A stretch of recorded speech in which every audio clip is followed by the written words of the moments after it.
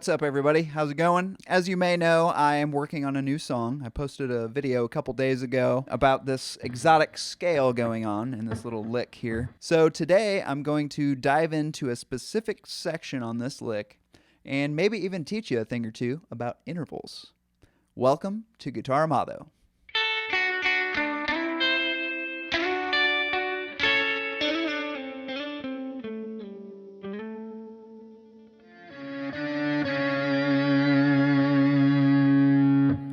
Okay, I hope you're doing well today. Welcome to another episode of GuitarAmado. I am your host, Adam Amado. So the part of this lick that I want to look at, I'm playing all on the third string. This is how I chose to play it.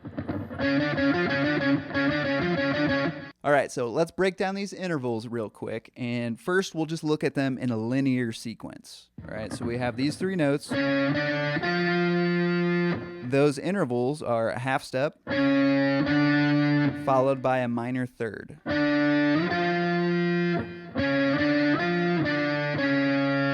But now, when we look at it in the context of the song that I'm learning, that minor third actually never gets played. It's actually a major third that occurs there, because the pattern looks like this now.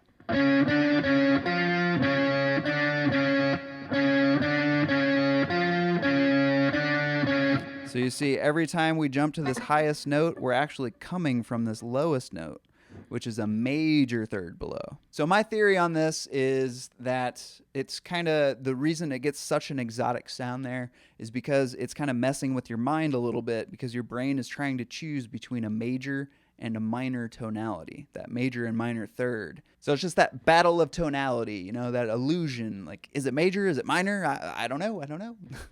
So that's my theory, at least. I mean, feel free to leave me a comment below if you have other thoughts on that subject. But for now, let's go ahead and move on. So now that we have identified these intervals on a single string, there is another option that some of you may have already been asking yourselves, like, why isn't he playing that on two strings? Because this major third leap can also be done on two strings. We're on the third string going to the second string. So remember, those two strings are unique in their tunings because they're only a major third apart, whereas all the other combinations of strings, all the other adjacent strings, are a perfect fourth apart. So we could do like a little roll technique.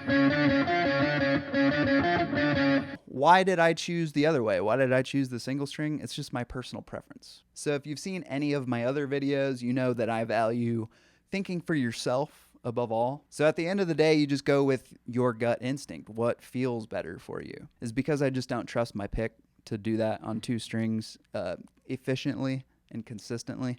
I'm way more consistent on a single string. I got more control over the expression and the palm muting and stuff like that. So that's why I chose that. But maybe you have more control over your pick and you prefer the two-string method. There's no right or wrong answer. It's just whatever feels best for you and whatever makes it sound the way that you want it to sound. Now, if you happen to watch the first video that I made on this song, you'll notice that my guitar tone has changed quite a bit. So I figured before we shut things down for the day, I'll go ahead and break that down for you.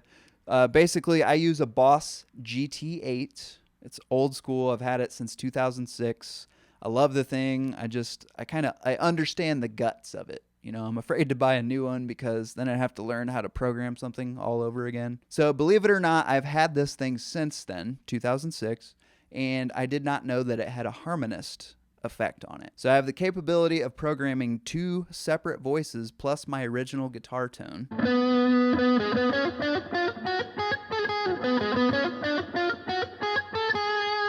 And then when I kick this pedal on,